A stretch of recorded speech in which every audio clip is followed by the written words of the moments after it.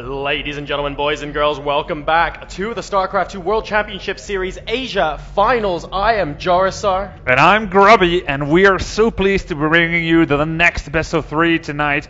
We've got this game against LGIM.Seed and Liquid.HerO. It's the upper bracket round 3 of the WCS Asia Finals. Yeah, and this is going to be like a pretty sick matchup, man. I mean, HerO, of course, fan favorite here.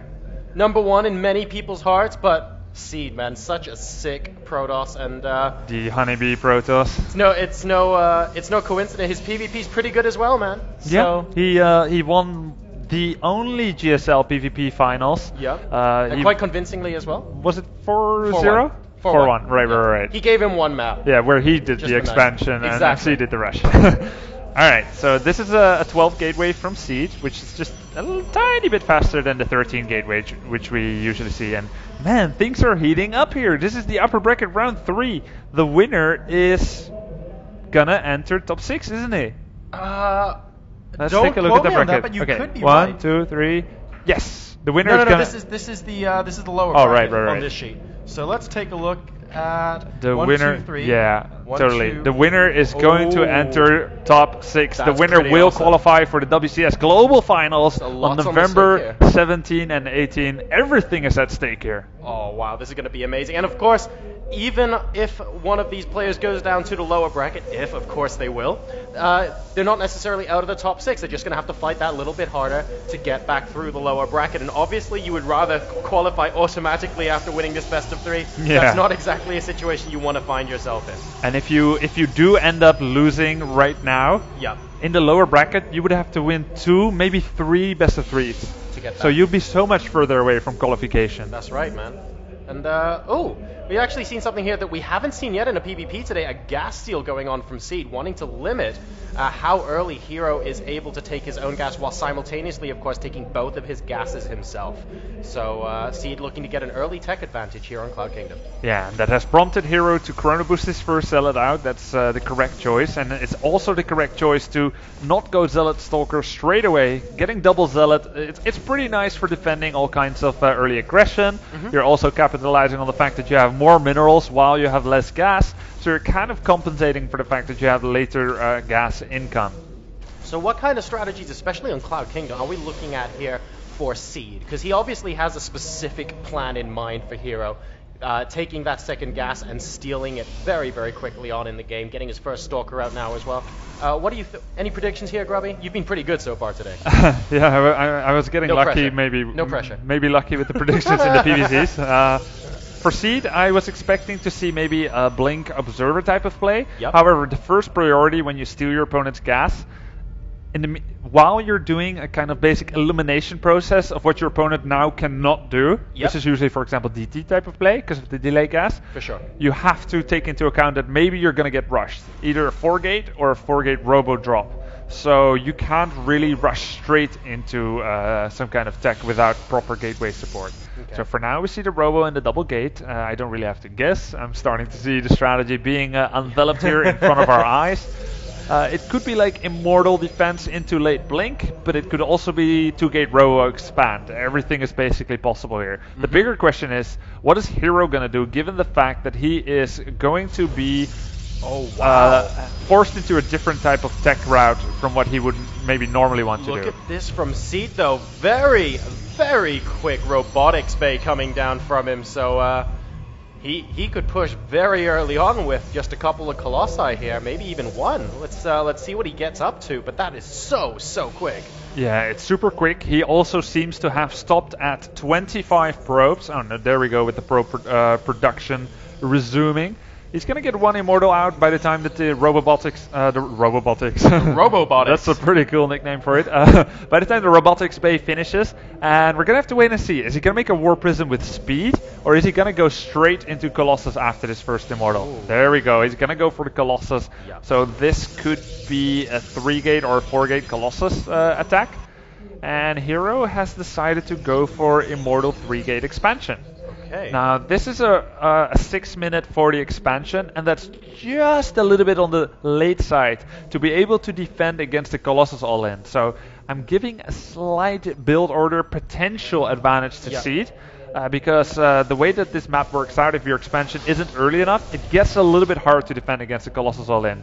You're going to either be defending here or here, and if Seed uses some force fields along with his Colossus attack, and he can do that because he has 2 sentries, it's going to be super tough for Hero to try and hold. He's going to have nothing to break force fields, he doesn't have his own Colossus yet, and he doesn't have War Prism either to potentially drop stuff on the Colossus or do some kind of counterattack. So with only 3 gateways as well for Hero, it's looking very unlikely he'd be able to hold that expansion. So it's a wise choice that he cancels it, but is he even going to be able to hold a very normal waltz into his main base? With the army that he has. Well, I love the reaction here from Liquid.HerO. We saw he actually gained a really valuable piece of information just there. The probe was force fielded out. Now, if there was a stalker at the top of the ramp, the force field wouldn't be required. He'd just be able to pick up the probe before he saw anything. So because that force field went down, Hero's going, hold on a second, what is it that he doesn't want me to see? Maybe he has no gateway units up there except for that Zealot and Sentry. I better be careful. And I think that's what prompted him to cancel the expansion. Yeah, now, getting some nice early... Oh, that was so close. He's getting some nice early shots on the Colossi, and he's going to be able to focus that down. And this is very nice defense by Hero. He can force field the ramp. The Colossus is the only thing that can break the force field, and his Immortals are ready to pounce on that Colossus there. So he's just able to hold this ramp no problem. And in the meantime, he's using these 2 Zealots to kill some probes. Already killed 3 probes, which is leaving Seed at 24 probes against 34. So those Zealots are actually even going to get out of the base, which is super cool, because I thought they'd be sacrificial Zealots. So Hero, he is mining roughly 100 minerals or so, even more than that, more than 100 minerals per minute, more than Seed is. So if he gets his own Robo Bay, which he's getting, he's going to go to Colossi off of 4 Immortals with a better current production. So he's eventually going to have more army than than Seed has at this very moment. So this is a very nice defense by Hero. Absolutely the right choice that he was canceling that Nexus. Now. This is a bit risky. If Seed is onto those Immortals standing there, which he will be if his Colossus goes 1 space to the left, he could force field those Immortals against the ramp. There we go. That was a big mistake by Hero, but 3 Zealots will be taken out at the same time, which means that Hero gets 4? He gets back at Seed. Yeah, that was a fairly even trade over there, I think. But, yeah, exactly. The one thing Seed really has to watch out for is that the longer he camped out at Hero's ramp, which I'm guessing is the reason he's temporarily retreating now, the more ahead Hero was going to get. He just had that economic advantage, and if Seed wasn't able to exploit his position, and he's not chrono boosting probes back home, for example, to make up for it, it was always going to be super difficult for him. So he's had to fall back, and as soon as he does, Hero now planting down an expansion of his own. Both sides getting extended thermal lance much quicker for Seed, who's actually supply blocked a little bit after getting a couple of forward pylons taken out there.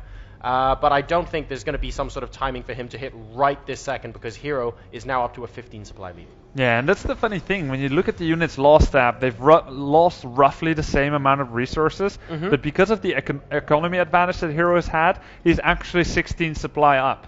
He's 8 workers up. He's getting his Nexus, which is another investment that Seed doesn't have going for him right now. So that means that however much more spending is in the army and the economy of Hero, that's how much he earned from those probes, which have been mining more. Well, he's been around 10 workers ahead for a while now, and the workers mining roughly 40 minerals a minute. So you stall them out for a minute, and you basically have enough for a Nexus, and that's what's really separating these 2 players right now. Hero is effectively getting his Nexus down, while Seed doesn't have the opportunity to do that, and Seed really needs to exploit his position, which, to be fair, he's really trying to do to prevent Hero from running away with an economic lead. Yeah, so there's another 15 seconds or so where Seed has thermal lance and Hero does not. But when we look at the Colossus count, Seed has 3 and Hero has 2.5. So Seed has a tiny advantage right now. Actually, the Colossus isn't there, so they're going to have the Colossus join the fray at the very same time. And Hero has the defensive position. Hero has way more Zealots. He's got 6 Zealots more and 2 Immortals more as well. Hero's just looking fantastic.